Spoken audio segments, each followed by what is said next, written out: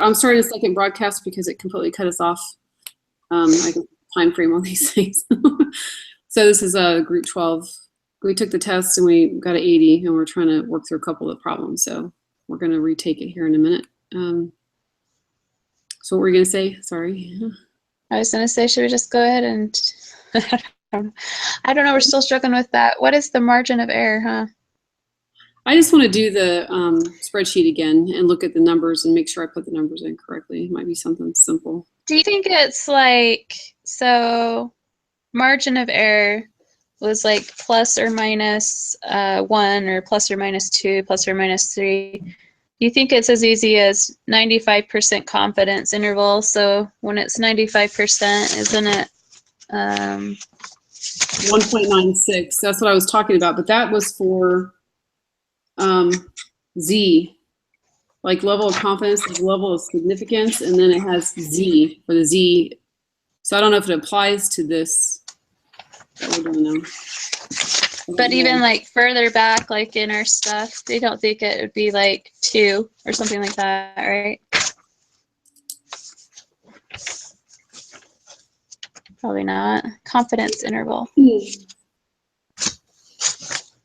I understood this stuff really well until you went to this next section, and when they start changing the letters to different things, then I got a little confused. So it says the formula for margin of error is this formula here that we did, so I don't know.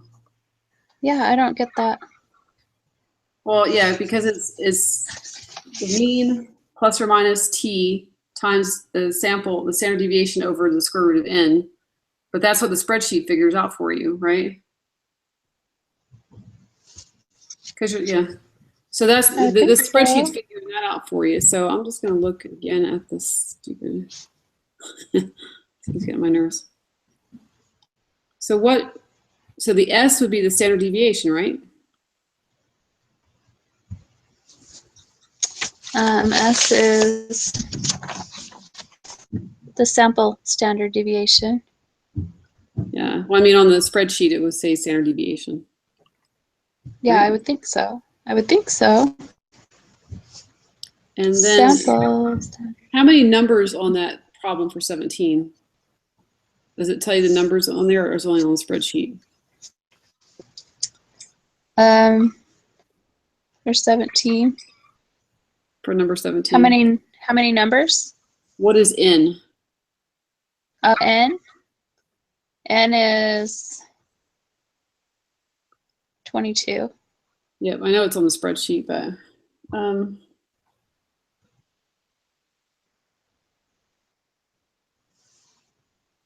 so maybe because we did this one where it's group 1 minus group 2, because yeah, I was wondering if it was group 2 minus group 1. That's why it's wrong. Because I mean, we did the formula. I don't understand why that would be wrong. I know. I just don't. Well, I'm confused with the margin of error. Just totally confusing me, because that's the one I missed on my the exam from the last one too. I didn't feel confused about it, but I didn't know. So I'm wondering if maybe we just have to go back and put in the group in a different order for the original question. I don't know.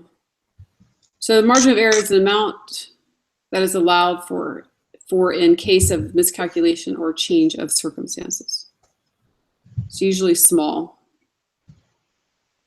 So it doesn't have to do with the lower upper at all, does it? It's not like you take the lower and you subtract it from the upper or anything like that, right?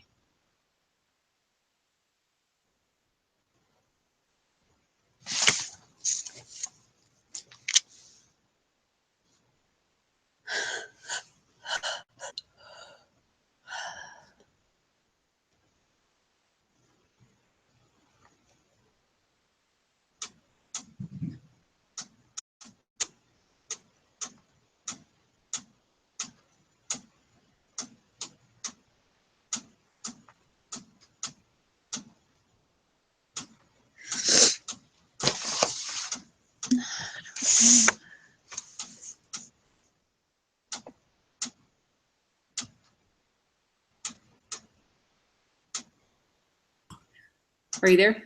Yeah. Like choking myself. So I don't know. We just leave the freaking thing. But I've done these in other. Let me look at a quiz. I know I've done this stupid thing before in other quizzes, and I don't remember having this much problem doing the margin of error on a certain percent. Or the homework. It's got to be somewhere in the freaking homework. I don't remember doing anything in the homework. Oh yeah, yeah, we did for sure. One before this, was it lesson 11 or 10? We did margin of error. I could swear we did.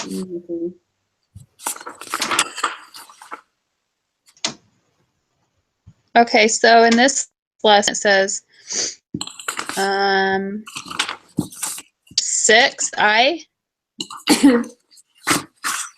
What's 6i? Rather than testing a hypothesis, now say you just wanted to estimate the mean difference between wait times at the 95% level, what would you do? Be sure to calculate the margin of error. Which is? Oh. Well, if you go back to 11, I think has 11? No. 10, I think it explains margin of error. Oh, my head. So assuming that X bar is approximately normally distributed about 95% of the time, it will be within 2 standard deviations of the mu. The standard deviation of X bar is standard deviation over the square root of the number. So it has the same well.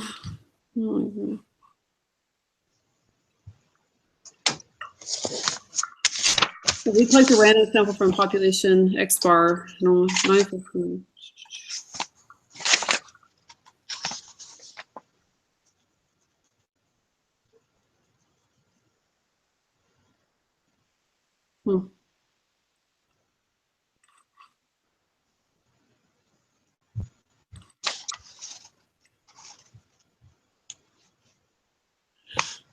I'm looking to see if we don't know sigma, then.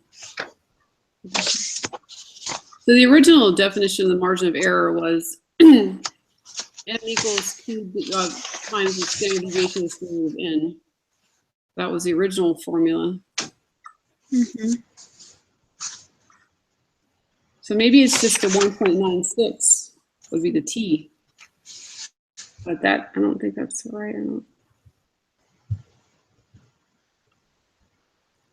I'm trying to see if they don't know the sigma. Well, there's a difference. The thing is, I'm sure I know this. I'm sure we know this. We just are not.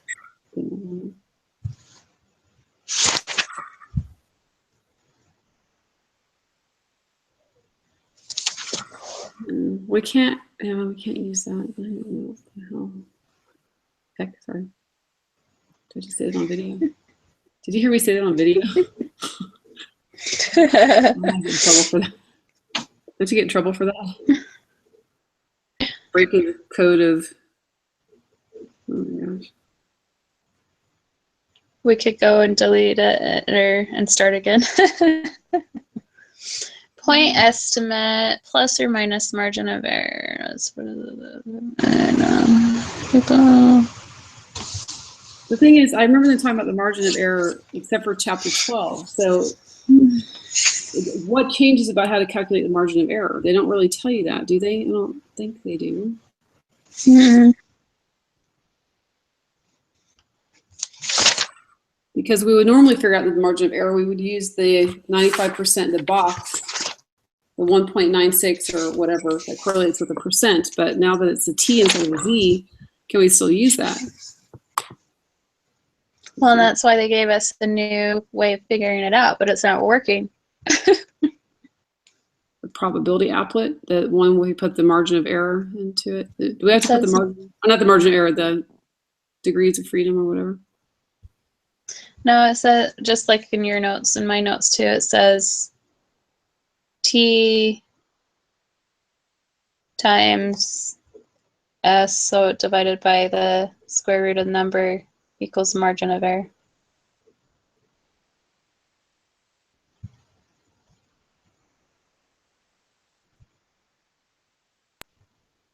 confidence interval.